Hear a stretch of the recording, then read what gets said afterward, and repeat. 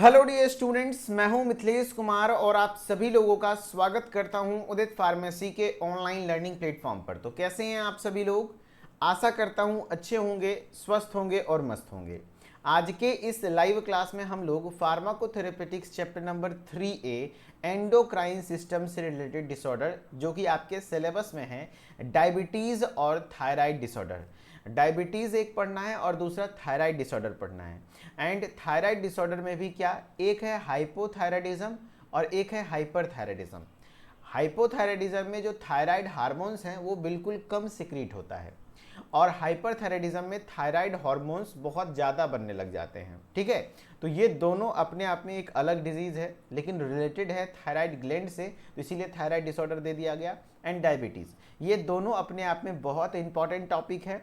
आप उम्मीद कर सकते हैं कि आप एक सिंगल लेक्चर से मिनिमम 5 नंबर की तैयारी आप कर रहे हैं। फार्माकोथेरेपेटिक्स के 5 मार्क्स की तैयारी कंफर्म है। या तो डायबिटीज़ आपके एग्जाम में आएगा या तो हाइपो और हाइपरथायराइडिज्म आएगा।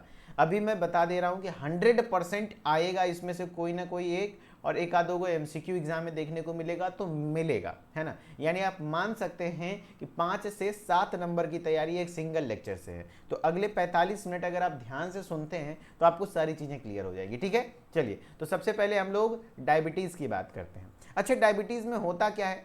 पहली बात तो ये समझना है ना कि एंडोक्राइन सिस्टम से रिलेटेड डिसऑर्डर में पहला है डायबिटीज़। तो डायबिटीज़ आखिर होता क्या है ना। डायबिटीज़ मेलिटस, तो एक्चुअली ब्लड में जो ग्लूकोज का लेवल है, जो नॉर्मल शुगर लेवल होता है, नॉर्मल ब्लड शुगर लेवल होता है, वो बढ़ जाता है। जो नॉर्मली अगर देखा जाए तो आप ये देख लीजिए कि अगर कोई पेशेंट फास्टिंग है, ब्लड शुगर इधर देख लीजिए ध्यान से, जांच किया जाता है तो एक किया जाता है फास्टिंग में, एक किया जाता है खाना खाने के बाद, और एक किया जाता है रैंडम शुगर लेवल। ठीक है, रैंडम ब्लड शुगर लेवल। ठीक है, एंड यहाँ पर आपको प्री डायबिटिक और डायबिटिक पेशेंट, यानी कि जिसको डायबिटीज़ नहीं है, डायबिटीज़ होने का मतलब कि ये नॉर्मल है। ठीक है, एक तरफ नॉर्मल का चार्ट दिया हुआ है और एक तरफ दिया हुआ है कि हाँ भैया डायबिटीज़ हो जाएगा। ठीक है, ध्यान से सुनना। नॉर्मल वाला आपको कम से कम याद रखना। आप ये याद नहीं रखोगे, याद नहीं रखोगे, खुद से सोच लोगे आप नॉर्मल। जैसे कोई फास्टिंग में है, यानी भूखे पेट है, खाली पेट अगर ब्लड शुगर का जांच कराता है तो नॉर्मल लेवल है 70 से 100 मिलीग्राम पर डेसीलीटर, है ना। ध्यान रखना, 70 से 100 के बीच खाली पेट आता है तो कोई दिक्कत नहीं है। अब जाहिर सी बात है, 70 से 100 के बाद अगर मान लो किसी को 120, 101 से 125 आ रहा है तो प्री डायबिटिक है, डायबिटीज़ हुआ नहीं है, लेकिन कहीं ना कहीं उनको प्रिकॉशन लेने की जरूरत है। लेकिन अगर किसी को 130, 140 आने लग गया, 125 से भी अबव आने लग गया, तो समझ जाओ कि उनको डायबिटीज़ है। ठीक है, उनको डायबिटीज़ है। अब एक होता है पीपी, यानी post meal blood sugar level after 2 hours, यानी कि जस्ट आप खाना खाएं और खाना खाने के बाद तकरीबन आपका ब्लड शुगर का लेवल जांच किया गया तो नॉर्मल रेंज होता है 70 से 140। कितना? 70 से 140। एंड यहाँ पर आप देख सकते हो कि ये नॉर्मल रेंज है। अगर 140 से 200 तक भी है तो कहीं ना कहीं प्री डायबिटीज़ है ना। लेकिन अगर 200 से एवब आने लग जाए तो समझ जाओ कि डायबिटीज़ है और उनको दवाओं की ज़रूरत है, जबकि यहाँ पर प्रिकॉशंस की ज़रूरत है। ठीक है, फिर है रैंडम ब्लड शुगर लेवल। तो ओवरऑल 70 से 140 वही चीज़ें होती है। रैंडमली जो होता है ना, जैसे ग्लूकोमीटर के कोई भी अचानक से है तो ग्लूकोमीटर से तुरंत चेक करना है, तो ये 70 से 140 के बीच होता है, तो समझ जाओ कि नॉर्मल है। तो नॉर्मल रेंज आपको पता होना चाहिए क्या, जब आपका ब्लड शुगर का लेवल, है ना, ब्लड शुगर का लेवल 70 से 100 mg के बीच में रहे तो वो नॉर्मल है। फिर फास्टिंग में अगर आप पोस्ट मील की बात करते हैं, यानी खाना खाने के बाद, 70 से 140, एंड रैंडम में भी 70 से 140 होता है। ठीक है, ये आपके ब्लड शुगर का नॉर्मल रेंज है। लेकिन अगर किसी को इससे ज़्यादा होता है तो डायबिटीज़ कहलाता है। ठीक है, एंड इसमें भी हम लोग को पढ़ना है डायबिटीज़ मेलिटस। ठीक है, ध्यान से सुनिएगा क्या होता है। कह रहा है it is a chronic disease, ये एक प्रकार का क्रोनिक डिजीज है। दैट कैन बी इनहेरिटेड और इक्वायर्ड। इनहेरिटेड मतलब होता है या तो आपको जेनेटिकली माता पिता से मिल जाएगा, और एक्वायर्ड मतलब है कि आप एक्वायर कर लेंगे आपके लाइफ, मतलब जब आप जीवन जी रहे हो उस दौरान आपको ये बीमारी हो सकती है, हो सके आपके माता पिता को ना हो। And it is either brought on by insufficient और इनइफेक्टिव इंसुलिन प्रोडक्शन, यानी कि ये कहीं ना कहीं इंसुलिन की कमी की वजह से होता है। डायबिटीज़ भी 2 प्रकार का होता है, ध्यान से सुनना। एक होता है डायबिटीज़ मेलिटस, है ना, ध्यान से सुनना। एक होता है टाइप 1, सुनना। डायबिटीज़ 2 प्रकार का होता है, एक टाइप 1 और टाइप 2। टाइप 2 जो टाइप 1 वाला है वो आपका क्या कहलाता है, डायबिटीज़ मेलिटस कहलाता है, डीएम। एंड दूसरा डायबिटीज़ इंसिपिडस। डायबिटीज़ मेलिटस हम लोगों को पढ़ना है, जहाँ पर किसकी कमी से होती है, इंसुलिन की कमी से होती है। इंसुलिन की कमी से ब्लड में ग्लूकोज का लेवल बहुत ज़्यादा हो जाता है। जबकि टाइप 2 को डायबिटीज़ इंसिपिडस कहते हैं, जहाँ पर आपके किडनी का जो होता है ना एंटी डायरेटिक हार्मोन जो आपका रिलीज होता है एडीएच, है ना, जिसको आप वैसोप्रेसिन कहते हैं, इसकी कमी हो जाती है ना। तो इसमें पेशेंट को बार बार टॉयलेट लगता है, बार बार पेशाब लगता है, तो उसमें पता चल जाता है कि भैया इनमें एडीएच की कमी हो गई है। तो डायबिटीज़ इंसिपिडस टाइप 2 है, जो कि कहने कहीं वैसोप्रेसिन की कमी की वजह से होता है, ठीक है। जबकि डायबिटीज़ मेलिटस इंसुलिन की कमी से होता है, ठीक है। ओवरऑल दोनों में ब्लड ग्लूकोज का लेवल बढ़ जाता है, ठीक है। हाँ, तो अभी हम लोग डायबिटीज़ मेलिटस पढ़ रहे हैं।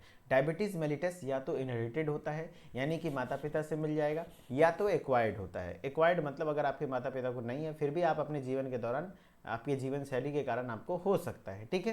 कह रहा था बॉडी, और इसमें क्यों, इसका मेन कारण क्या है, इंसुलिन। और इंसुलिन बनाता कौन है बताइए, इंसुलिन बनाता कौन है, सभी लोग बताइए। तो इंसुलिन बनाता है पेनक्रियाज का जो बीटा सेल है, पेनक्रियाज में जो बीटा सेल पाया जाता है ना, है ना, तो उसमें होता है, ठीक है। The body's many organs are harmed by an increase in blood glucose. अगर आपके बॉडी में जो ब्लड ग्लूकोज, आपका जो पेनक्रियाज है, ये देखो पेनक्रियाज है, ठीक है, आपका जो ये पेनक्रियाज है, ध्यान से सुनना, ये पेनक्रियाज की मैं बात कर रहा हूँ। ये पेनक्रियाज का बीटा सेल इंसुलिन बनाता है, क्या बनाता है, इंसुलिन। एंड इंसुलिन का काम होता है ब्लड में ग्लूकोज के लेवल को कम करना, किसका, इसका मात्रा को क्या करना, कम करना। लेकिन अगर इंसुलिन ही नहीं बनेगा या इंसुलिन की मात्रा किसी कारण से कम हो जाएगी, तो ब्लड में ग्लूकोज का लेवल ज़्यादा हो जाएगा। ब्लड में ग्लूकोज यानी शुगर का लेवल ज़्यादा हो जाएगा, तो इससे आपके बॉडी के अलग अलग ऑर्गन पर हार्मफुल इफेक्ट पड़ता है। यानी कि बॉडी के अलग अलग ऑर्गन्स, लीवर, किडनी, सब पे खराब इफेक्ट पड़ता है, जिससे कि और ये होता है किसके वजह से, concentration caused by lack of insulin, insulin की कमी की वजह से होता है, ठीक है। चलो, अब जो डायबिटीज़ मेलिटस है, ध्यान रखना, है ना, there are mainly 3 types of diabetes mellitus. अब डायबिटीज़ मेलिटस भी 3 प्रकार का होता है। एक टाइप 1 डायबिटीज़ मेलिटस, एक होता है टाइप 2 डायबिटीज़ मेलिटस, एंड तीसरा होता है गेस्टेशनल डायबिटीज़ मेलिटस, है ना। अगर बोलेगा जनरली कि आपका टाइप 1 डायबिटीज़ मेलिटस कितने टाइप का होता है सर, 3 टाइप का होता है। कौन कौन सा, टाइप 1 डायबिटीज़ मेलिटस, दूसरा हो जाएगा टाइप 2 डायबिटीज़ मेलिटस, तीसरा हो जाएगा गेस्टेशनल डायबिटीज़ मेलिटस। अब टाइप 1 डायबिटीज़ मेलिटस क्या होता है, कह रहा है this type is characterised by destruction of beta cell, ध्यान रखना, present in the pancreas responsible for insulin production. कहने का मतलब है टाइप 1 डायबिटीज़ मेलिटस में कहीं ना कहीं डिस्ट्रक्शन ऑफ बीटा सेल, जो कि पेनक्रियाज में होता है, क्योंकि पेनक्रियाज में जो ये बीटा सेल है, यही बीटा सेल क्या करता है, आपका इंसुलिन बनाने का काम करता है। एंड किसी कारण बस यहाँ पर ये बीटा सेल का डिस्ट्रक्शन हो जाता है, बीटा सेल डिस्ट्रॉय हो जाता है, खराब हो जाता है ना, खत्म हो जाता है ना, जिस वजह से कहीं ना कहीं इंसुलिन का प्रोडक्शन नहीं होता है। And this type is also known as insulin dependent diabetes mellitus, क्योंकि इंसुलिन की कमी हुई, है ना, तो इंसुलिन के ऊपर निर्भर करता है ये वाला डायबिटीज मेलिटस, तो इसीलिए इसको हम लोग टाइप 1 डायबिटीज मेलिटस को, ध्यान रखना, इंसुलिन डिपेंडेंट डायबिटीज मेलिटस कहते हैं। एंड कैन बी फर्दर, अब देखो, अब आपका जो पेनक्रियाज के अंदर, ये जो पेनक्रियाज है आपका, ये जो पेनक्रियाज है, पेनक्रियाज के अंदर जो बीटा सेल है, अब वो बीटा सेल डिस्ट्रक्ट कर रहा है। अब किस वजह से डिस्ट्रक्ट कर रहा है उसके आधार पर भी दो गो है। एक तो होता है type 1 immune mediated diabetes mellitus, और एक हो गया टाइप 1 आइडियोपैथिक डायबिटीज मेलिटस। जैसे इम्यून मेडिएटेड में क्या होगा, autoimmune destruction of beta cell, यानी आपके बॉडी का खुद का इम्यून सेल आपके पेनक्रियाज के बीटा सेल को डिस्ट्रक्ट करना शुरू कर देगा। यानी type 1 immune mediated diabetes mellitus में ये एक ऑटो इम्यून डिस्ट्रक्शन है बीटा सेल का। ऑटो इम्यून मतलब समझ रहे हो ना, आपके बॉडी का इम्यून सेल, आपके बॉडी का जो इम्यूनिटी सिस्टम है वो खुद ही एंटीबॉडी बनाएगा एंड आपके बीटा सेल को एंटीजन समझ के उस पर अटैक करेगा और ख़त्म कर देगा। ऐसा होता है अक्सर, है ना। It may be given during childhood, अब ये it may be given during childhood known as juvenile diabetes mellitus, और ये आपका ज़्यादातर देखने को मिलता है बच्चों में, है ना। ये ऐसा सिचुएशन तक किस में आता है, ज़्यादातर बच्चों में आता है ना, इसीलिए इसको जुवेनाइल डायबिटीज मेलिटस कहते हैं, है ना। लेकिन अब टाइप 1 आइडियोपैथिक डायबिटीज मेलिटस, तो यहाँ पर आइडियो वर्ड का मतलब ही होता है, आइडियोपैथिक मतलब unknown reason, in this beta cell destroy हो जाता है ड्यू टू अननोन कॉज। ज़्यादातर कॉमन यही है कि जो डायबिटीज़ मेलिटस होता है ना टाइप 1, उसमें बीटा सेल का डिस्ट्रक्शन होता है किसी कोई अननोन कारण की वजह से। जरूरी नहीं कि ऑटो इम्यून की वजह से ही हो, नहीं, आपके बॉडी के इम्यून सेल, ये बहुत कम होता है। ज़्यादातर यही होता है कि किसी कारणवश बीटा सेल आपका, है ना, समझ रहे बात को, बीटा सेल आपका कहीं ना कहीं आपका बहुत ज़्यादा किसी कारण बस डिस्ट्रॉय हो जाता है, ठीक है। अब टाइप 2 में क्या होता है, this is due to insulin action and secretion alteration. Patients have relative insulin deficiency. It is also known as adult onset diabetes या तो नॉन इंसुलिन डिपेंडेंट डायबिटीज। यानी यहाँ इंसुलिन आपका रिलीज तो हो रहा है, इंसुलिन बन तो रहा है, वहाँ पे इंसुलिन बनना ही बंद हो गया था, जिससे कि पेशेंट को ऐसे वाले में इंसुलिन देना पड़ जाता है। लेकिन यहाँ पर ऐसा नहीं है, यहाँ पर इंसुलिन का एक्शन डिस्ट्रक्ट हो जाता है, यानी इंसुलिन सही से वर्क नहीं कर पा रहा है, इंसुलिन सही से काम नहीं, इंसुलिन है लेकिन इंसुलिन काम नहीं कर पा रहा है, वही बोला, this is due to insulin action and secretion alteration.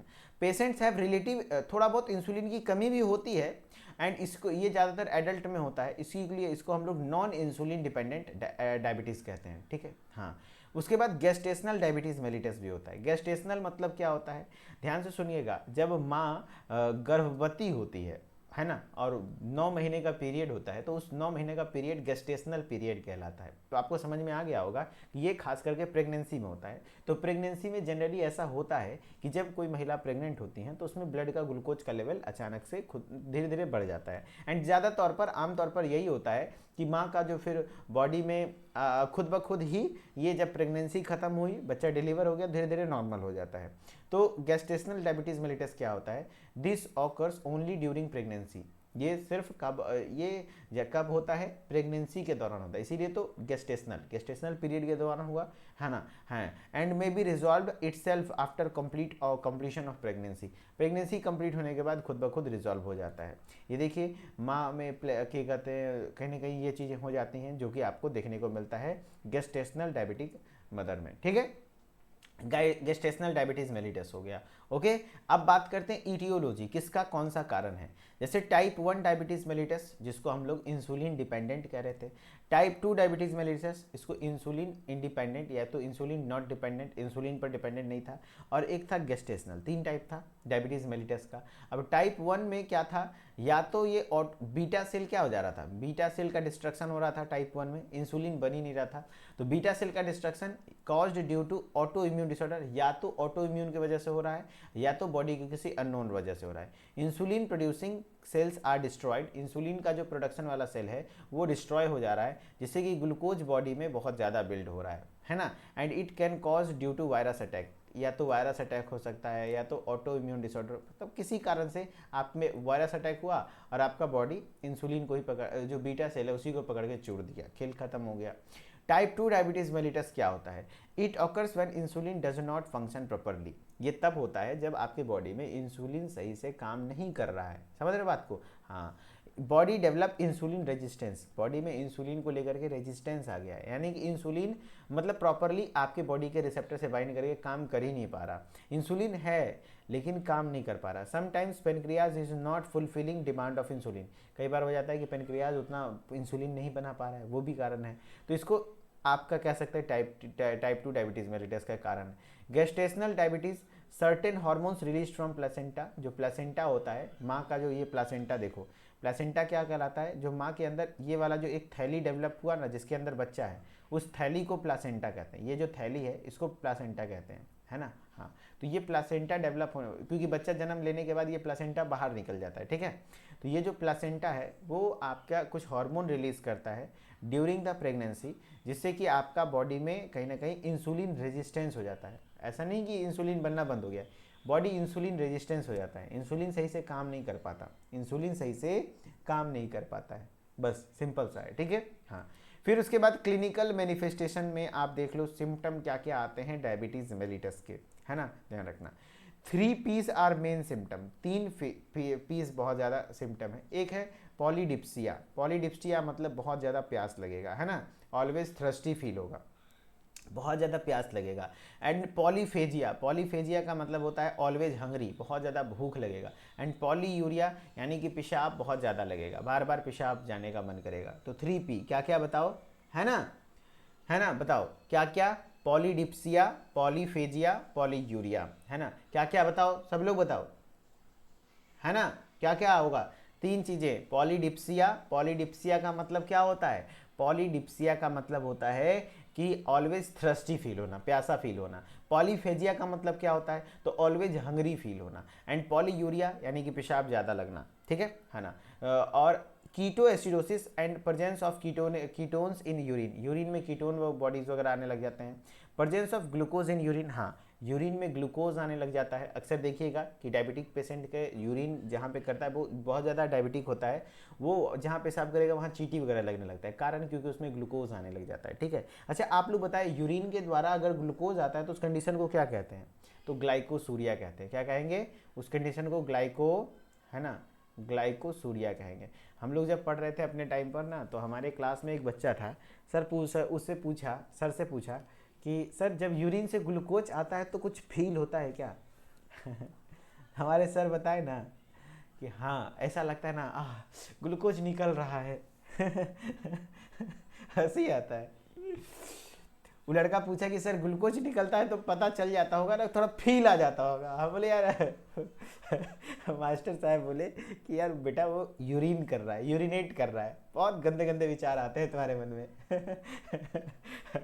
तो फिर उसको समझाया गया कि ऐसा कुछ फील नहीं होता है दोस्त, हाँ वो यूरिन कहीं ना कहीं मीठा रहता है, थोड़ा सा मीठापन रहता है, इस वजह से वो क्या कहते हैं वहाँ पर चींटी लग जाता है ना।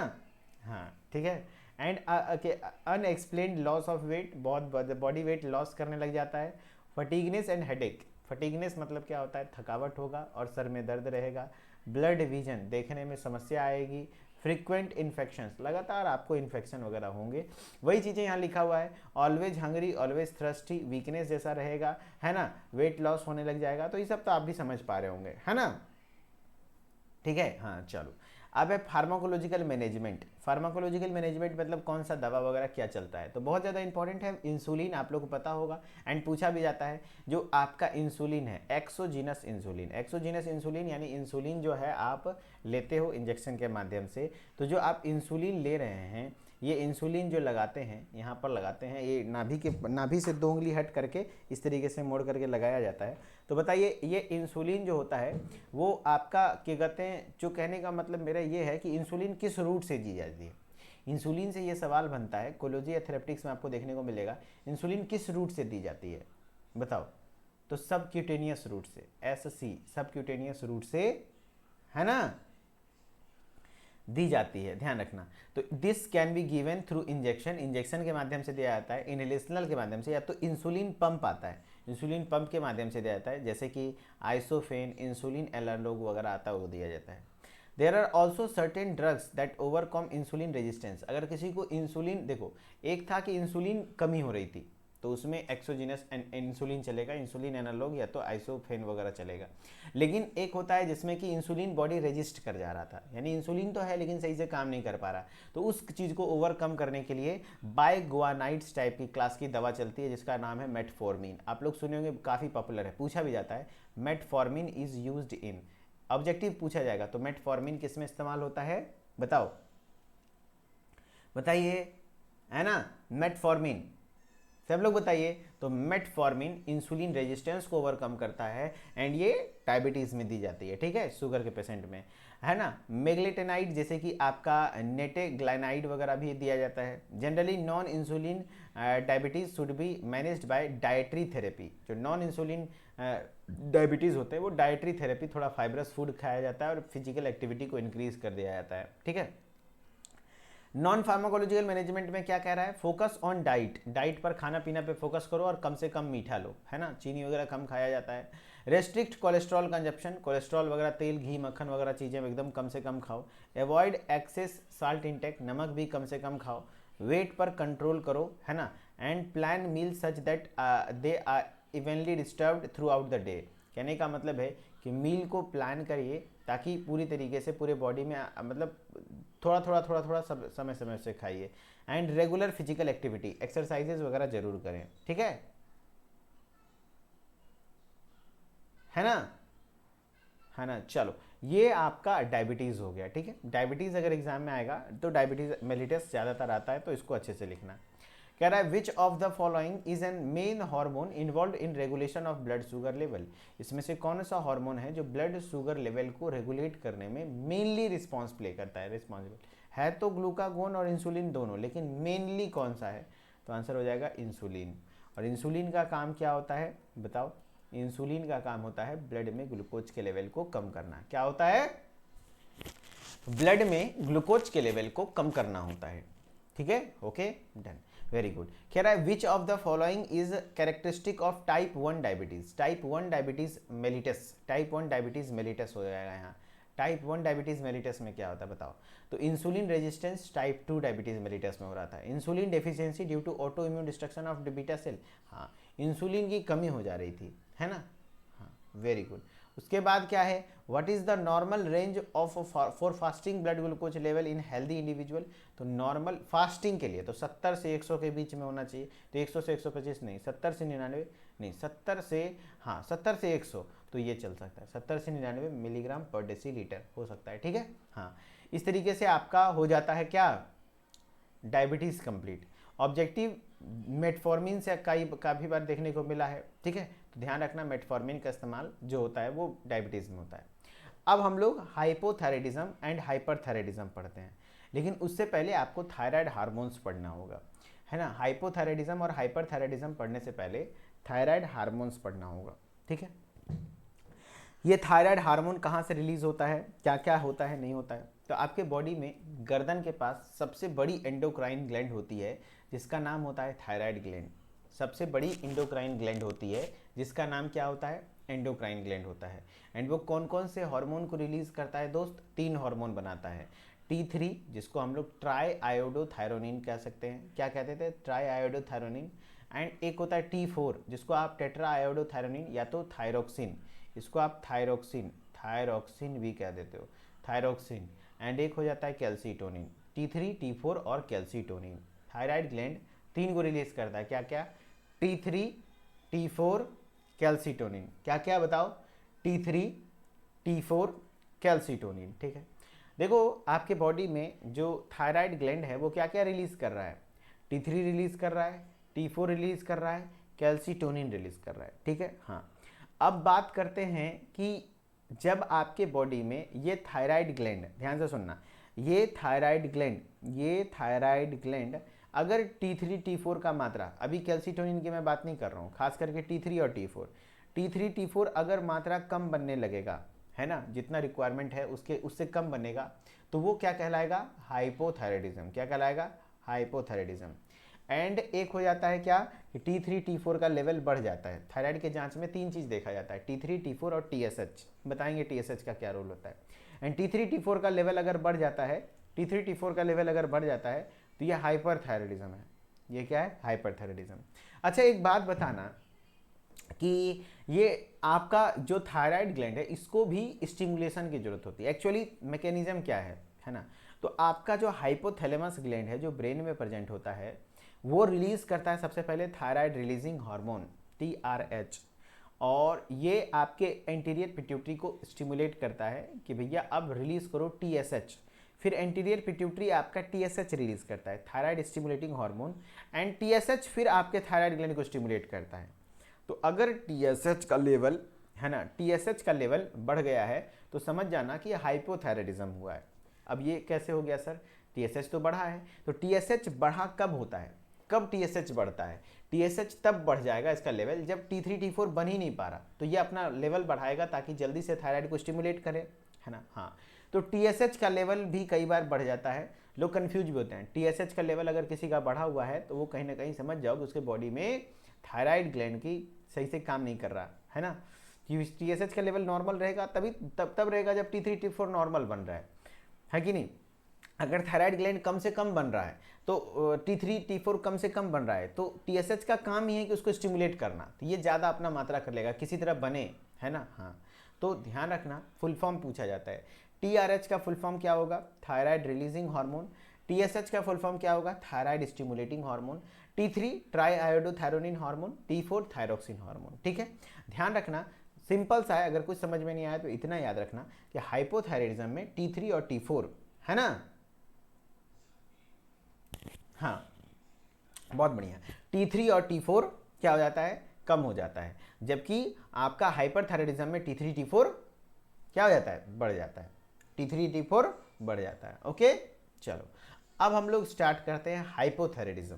हाइपोथायराइडिज्म यानी क्या हो रहा है यहाँ पर, T3 T4 कम हो जाएगा। एंड थायराइड हार्मोन का मेन काम होता है बॉडी में मेटाबॉलिज्म को कंट्रोल करना। मेटाबॉलिज्म जैसे कि सारी चीज़ें टूटना, आप जो कार्बोहाइड्रेट खा रहे हो वो ग्लूकोज में कन्वर्ट हो रहा है, जो भी चीज़ें बॉडी में रिएक्शंस हो रही हैं, कोई चीज़ें बन रहा है, कोई चीज़ें टूट रहा है, तो सब कहीं ना कहीं मेटाबॉलिज्म के अंतर्गत आता है। एंड ये आपके बॉडी के बेसल मेटाबॉलिक रेट को कंट्रोल करता है, BMR है ना, यानी आपके बॉडी का मेटाबॉलिज्म को कंट्रोल करता है थायराइड हार्मोन।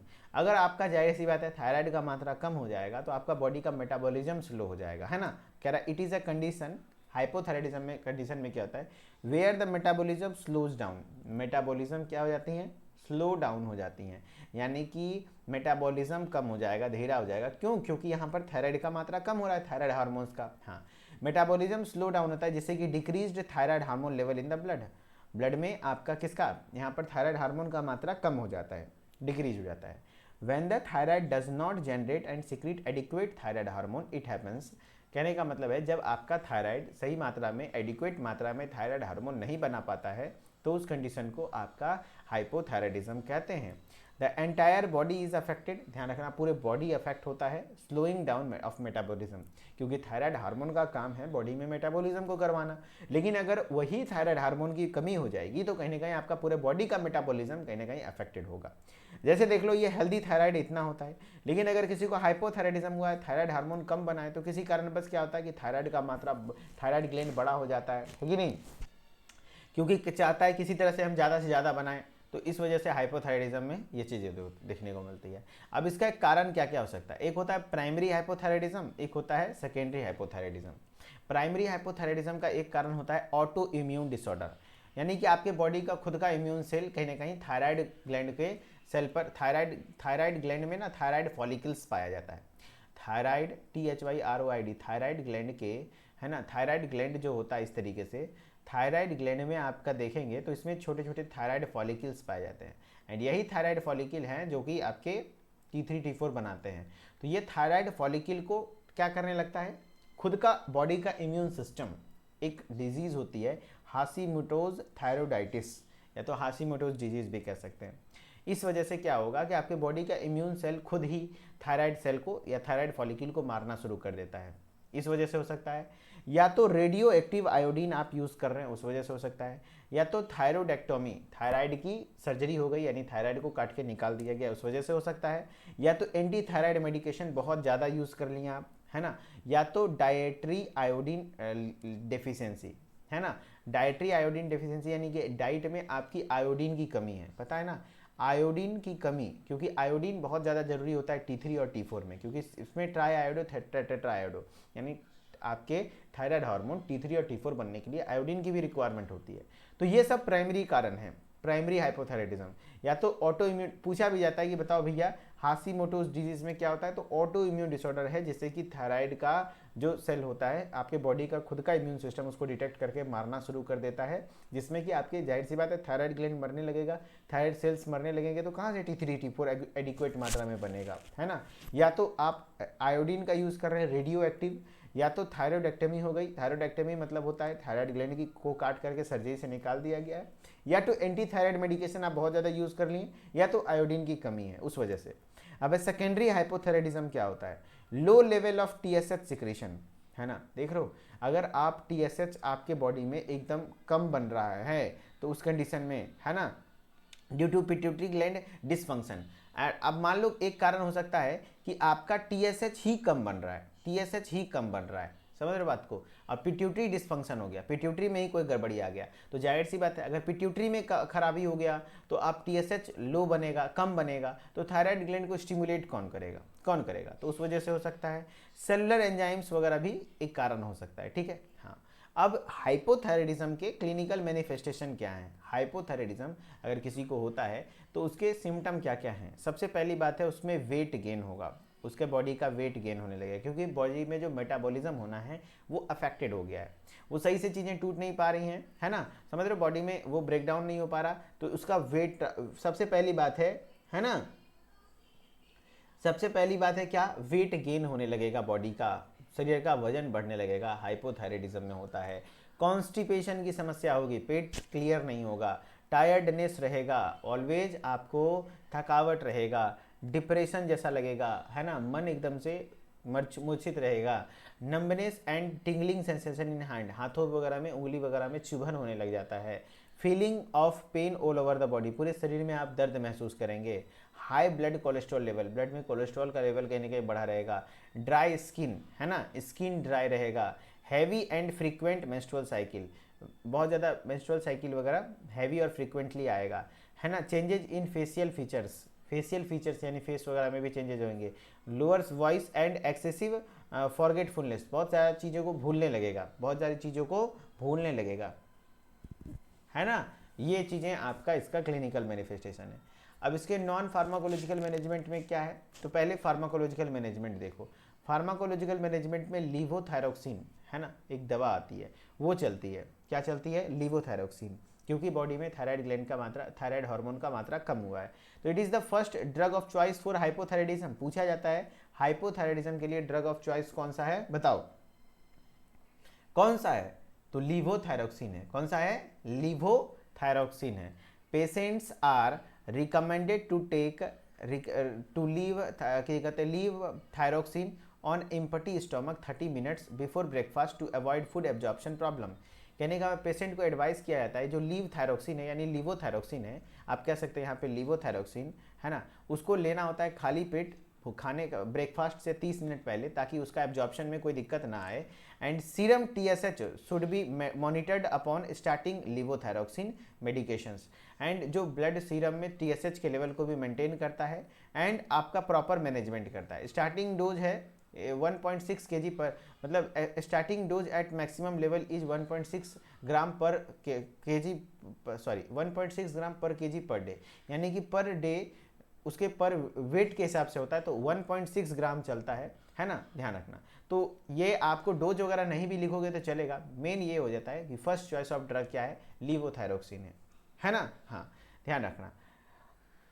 अब उसके बाद है लीवोथायरोक्सिन ट्राई आयोडोथायरोनिन कॉम्बिनेशन थेरेपी, यहाँ पर दोनों चीज़ है, लीवोथायरोक्सिन है और ट्राई आयोडोथायरोनिन भी है, ध्यान रखना। If the patients are not feeling well only will the even thyroxine, अगर सिर्फ लीवोथायरोक्सिन देने से उतना वेल फील नहीं कर रहा है तो उसको आप लीवोथायरोक्सिन ट्राई आयोडोथायरोनिन का कॉम्बिनेशन दे सकते हैं, यानी कि लीवोथायरोक्सिन थायरोक्सिन प्लस T3 भी है, क्या कहते हैं, फिर डाइसेक्टेड पिग थायराइड एक्सट्रैक्टर आता है, मतलब डाइसेक्टेड पिग का थायराइड का एक्सट्रैक्ट दे सकते हैं। It has 4:1 ratio of thyroxine to triiodothyronine, यानी कि पिग एक्सट्रैक्टेड थायराइड होता है, सुअर के, है ना, थायराइड ग्लैंड से जो एक्सट्रैक्ट किया जाता है वो, है ना, वो निकाला जाता है, एंड वहाँ पर थायरोक्सिन T4 और T3 का रेशियो होता है 4:1, है ना, वो भी दिया जाता है, या तो ट्राई आयोडोथायरोनिन थेरेपी चलती है, T3 की थेरेपी चलती है, ठीक है,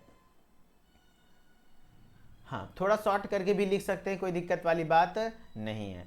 अब इसके नॉन फार्माकोलॉजिकल मैनेजमेंट की अगर हम बात कर लेंगे तो नॉन फार्माकोलॉजिकल में हम लोग ड्रग्स का उपयोग नहीं करते हैं, नेचुरल तरीके से कह रहा है एक्सरसाइज करिए जिससे कि आपके बॉडी में थायराइड हार्मोन का प्रोडक्शन ठीक ठाक होगा and increase tissue sensitivity, exercise करना होता है। Thyroid gland secretions are also affected by stress, आप स्ट्रेस कम से कम लीजिए एंड योगा वगैरह कीजिए, मेडिटेशन कीजिए, आपको बहुत बेटर होगा। Iodine is very important for body के लिए बहुत ज़्यादा इंपॉर्टेंट है थायराइड फंक्शनिंग के लिए, सो आप कोशिश कीजिए कि डाइट में थोड़ा सा आयोडीन वगैरह लिया जाए एंड आपके आयोडीन युक्त नमक वगैरह खाइए, जिंक आयरन कॉपर वगैरह अच्छे से लीजिए ताकि आपके बॉडी में थायराइड वगैरह प्रॉपर अच्छे से काम करे, ठीक है। चलो अब आते हैं हाइपरथायराइडिज्म। हाइपरथायराइडिज्म में क्या होता है दोस्त, हाइपरथायराइडिज्म में होता है ना कि थायराइड ग्लैंड बहुत ज़्यादा ओवर एक्टिव हो जाता है एंड T3 T4 का लेवल बढ़ जाता है, T3 T4 का लेवल बढ़ जाता है। कह रहा है the thyroid gland creates and release more hormones than the body need के कंपैरिजन में बहुत ज़्यादा क्या होता है, बहुत ज़्यादा T3 और T4 बनाने लग जाता है। T3 और T4 क्या हो जाता है, बहुत ज़्यादा बनाने लगता है, जिससे कि आपको ये बीमारी होती है। अब इसके कारण क्या क्या है, एक तो है ग्रेव्स डिजीज़। ग्रेव्स डिजीज़ में क्या होता है, इम्यून सिस्टम डिस्ट्रॉय करता है थायराइड ग्लैंड को, जिससे कि excessive amount of thyroid hormones. कहने का मतलब है कि आपका जो एक होता है हाशीमोटोज डिजीज़, ध्यान से सुनना, हाशीमोटोज डिजीज़ में क्या हो रहा था कि आपके बॉडी थायराइड ग्लैंड पर इम्यून सेल अटैक कर रहा था, जिसकी वजह से थायराइड कम हार्मोन बनाने लग गया था, है ना। एक होता है ग्रेव्स डिजीज़। ग्रेव्स डिजीज़ में आपका बॉडी में, ध्यान रखना, इम्यून सिस्टम डिस्ट्रॉय करता है थायराइड ग्लैंड को, जिस वजह से थायराइड ग्लैंड आनन फानन में बहुत ज़्यादा बनाने लगता है। देखो है ना, ग्रेव्स डिजीज आनन फानन में बहुत ज़्यादा, इसको लगता है मेरे ऊपर अटैक हो गया, हम जल्दी जल्दी बना लेते हैं, तो ज़्यादा बनाने लगता है T3 T4 हार्मोन। तो ग्रेव्स डिजीज कारण है हाइपरथायराइडिज्म का, जबकि हाशीमोटोज डिजीज है हाइपोथायराइडिज्म का, और दोनों एक प्रकार का ऑटो इम्यून डिसऑर्डर है। थायराइड नोड्यूल्स, थायराइड में छोटे छोटे नोड लाइक स्ट्रक्चर बन जाते हैं। Node like structure formed in the thyroid gland. Thyroid में छोटे छोटे नोड जैसे स्ट्रक्चर हो जाते हैं, जिससे कि ज़्यादा हार्मोन बनाता है बॉडी रिक्वायरमेंट के कंपैरिजन में। Thyroiditis, it is an inflammation of thyroid gland. Thyroid gland का इन्फ्लामेशन है, जहाँ पर कहीं ना कहीं आपके बर्थ के दौरान, it is an inflammation of thyroid gland, thyroid gland का इन्फ्लामेशन है, might happen with in year of क्या कहता कह रहा है, with in a year of birth, है ना। समझ रहे बात को, हाँ, बर्थ के टाइम पे ये चीज़ें होती है। एक्सेसिव आयोडीन कंजप्शन, आप बहुत ज़्यादा आयोडीन खाओगे तो भी आपको हाइपरथायराइडिज्म हो सकता है। पैथोफिजियोलॉजी की अगर बात करें तो आप पैथोफिजियोलॉजी में अलग अलग कारण दिखाया जा सकता है, जैसे toxicosis occur where high concentration of thyroid hormone which can caused by या तो ग्रेव डिजीज या तो थायरोडाइटिस, या तो आप अगर सही से खाते नहीं हो, सही से ट्रीट नहीं करते हो तो आपको हो जाएगा। ईटियोलॉजी आप लिख दो, वही चीज़ें आपका काम बना देगा। क्लिनिकल मैनिफेस्टेशन, यहाँ पर वेट लॉस होने लगता है, यहाँ पर वेट लॉस होने लगता है, समझ रहे हो बात को। T3 T4 में क्या हो रहा था बताओ, अगर हाइपोथायराइडिज्म होता है, हाइपो में क्या होता है, अगर कम बन रहा है तो वेट गेन होता है, वहां पर वेट गेन होता है, समझ रहे हैं। फैजल खान बोल रहे हैं सर आज आप पढ़ाने, अरे भाई पढ़ाने के मूड में नहीं है तो इतना अच्छे तरीके से पढ़ा कैसे रहे आप लोग बताओ, याद नहीं हुआ क्या, Faizal Khan do not spam, है ना। चलो, यहां पर क्या होता है, वेट लॉस होने लगता है ना। क्लिनिकल मैनिफेस्टेशन में क्या बोल रहा है, ध्यान से सुनना, यानी सिम्टम में क्या बोल रहा है, यहां पर वेट लॉस होने लगता है, क्या होने लगता है, वेट लॉस होने लगता है, ठीक है, ध्यान रखना। इंक्रीज्ड एपेटाइट, भूख बहुत ज़्यादा बढ़ेगी, क्योंकि आपकी बॉडी में मेटाबॉलिज्म बहुत ज़्यादा होने लगा है, क्योंकि क्या होता है बताओ, जो मेटाबॉलिज्म है वो बहुत ज़्यादा बढ़ जाता है ना। विजन चेंजेस, दिखने में भी दिक्कत, कुछ मेंस्ट्रुअल प्रॉब्लम भी आते हैं, सही से पीरियड्स वगैरह नहीं आएंगे, मांसपेशियों में वीकनेस होने लगता है, पाल्पिटेशंस, है ना, यानी कि शरीर पाल्पिटेट करने लग जाता है ना। डायरिया का समस्या भी हो सकता है, वार्म स्किन, है ना, नेक स्वेलिंग, गला गर्दन फूल सकता है, आई बल्जिंग, आंखें बाहर आ सकती है, तो ये सब चीज़ें होती हैं। मेन आपको ध्यान रखना है, वेट लॉस वगैरह होता है, भूख लगने लगता है बहुत ज़्यादा। नॉन फार्माकोलॉजिकल मैनेजमेंट में ध्यान से सुनना, क्या होता है, डाइटरी प्रिकॉशन लेना है, जैसे कि कम से कम आयोडीन इस कंडीशन में लिया जाता है, एंड मेंटेन करना होता है कैल्शियम लेवल आपके बॉडी में, एंड एक्सरसाइज प्रॉपरली करिए, एंड स्मोकिंग वगैरह छोड़ दीजिए, ठीक है। एंड फार्माकोलॉजिकल मैनेजमेंट में यहाँ पर हार्मोन इनिबिटिंग मेडिकेशंस देते हैं, जैसे कि आपका एग्जांपल में है मेथिमाजोल, है ना, मेथिमाजोल और क्या कहते हैं, प्रोपाइल थायोयूरेसिल, ये कुछ ऐसी दवा है ना, कौन सा है, मेथिमाजोल एंड प्रोपाइल थायोयूरेसिल, जो कि इनिबिट करता है thyroid, they will inhibiting thyroid hormones, ये कहीं ना कहीं T3 और T4 के सिक्रेशन को कम करता है। क्या क्या, मेथिमाजोल, ध्यान रखना, है ना, मेथिमाजोल और प्रोपाइल थायोयूरेसिल, ठीक है ना। This will help in inhibiting thyroid hormones. Glucocorticoid to inhibit conversion of T4 to T3, है ना, ग्लूकोकोर्टिकॉइड वगैरह भी दिया जाता है, जो कि आपको ये हेल्प होता है। फिर रेडियो एक्टिव आयोडीन भी दिया जाता है, ये क्या करता है, डिस्ट्रक्शन ऑफ थायराइड टिश्यू, जिससे कि कहीं ना कहीं आपके थायराइड हार्मोन कम से कम बने, है ना। चलो, तो ये कुछ आपके ड्रग वगैरह यहाँ पर दिए जाते हैं, ध्यान रखना फार्माकोलॉजिकल मैनेजमेंट में। अब आपसे सवाल है, उस सवाल को करिए। क्वेश्चन है, which of the following is the most common cause of hypothyroidism world wide. Hypothyroidism पूरे वैश्विक स्तर पर मेन कारण क्या है, हाइपो का। हाइपोथायराइडिज्म में क्या कह रहा है, auto immune disorder, auto immune thyroiditis, या तो आयोडीन डेफिशिएंसी, थायराइड कैंसर, या तो पिट्यूटरी एडिनोमा। तो मोस्ट कॉमन कॉज है हाइपोथायराइडिज्म का, तो हाइपोथायराइडिज्म आयोडीन की कमी से, है ना, आयोडीन की कमी से ज़्यादातर होता है। हाशीमोटोज बहुत रेयरली होता है, ये ज़्यादातर होता है आयोडीन की कमी से, ठीक है। Which of the following is a primary treatment for hypothyroidism, hypothyroidism का प्राइमरी ट्रीटमेंट, हाइपोथायराइडिज्म का प्राइमरी ट्रीटमेंट क्या है बताओ। हाइपोथायराइडिज्म यानी बॉडी में थायराइड कम हो गया, तो लिवोथायरोक्सिन सिंथेटिक T4 होता है, या तो anti thyroid drug, radio active iodine, या थायराइडेक्टोमी। तो आंसर हो जाएगा levothyroxine. First line choice of drug है, फर्स्ट चॉइस ऑफ ड्रग है। Which of the following is the most common cause of hyperthyroidism, hyperthyroidism के मोस्ट कॉमन कॉज क्या है। Graves disease, toxic के कहते हैं मल्टी नोड्यूलर ग्वाइटर, थायरोडाइटिस, या तो पिट्यूटरी एडिनोमा। बताइए, तो इसका आंसर क्या हो जाएगा। जो मोस्टली कारण है, मोस्ट कॉमन कॉज है हाइपरथायराइडिज्म का, तो हाइपरथायराइडिज्म का मोस्ट कॉमन कॉज क्या है। क्या बात है, बहुत अच्छा आंसर कर रहे हैं आप सभी लोग। इसमें जो मेन कारण होता है वो कहीं ना कहीं ग्रेव्स डिजीज हो जाता है, ठीक है। चलो, तो इसी के साथ आपका खत्म होता है ये chapter, and thank you so much guys, है ना। थोड़ा सा आप सभी लोग अच्छे से पढ़िए, एग्जाम के टाइम है, लास्ट टाइम है, अच्छे से पढ़ेंगे तो बहुत अच्छा रहेगा आपके लिए। And thank you so much, सभी लोग अच्छे तरीके से पूरा लेक्चर को अटेंड किए हैं तो बहुत बढ़िया है। एंड ऐसे ही पूरा चैप्टर पढ़िएगा, ठीक है। Okay, thank you. जो भी लोग इंस्टाग्राम पर आना चाहते हैं, मिथिलेश्वर ऑफिशियल हमारा इंस्टाग्राम आईडी है, वहाँ पे भी आप आ सकते हैं। एंड फिर मिलते हैं नेक्स्ट क्लास में। Okay, thank you.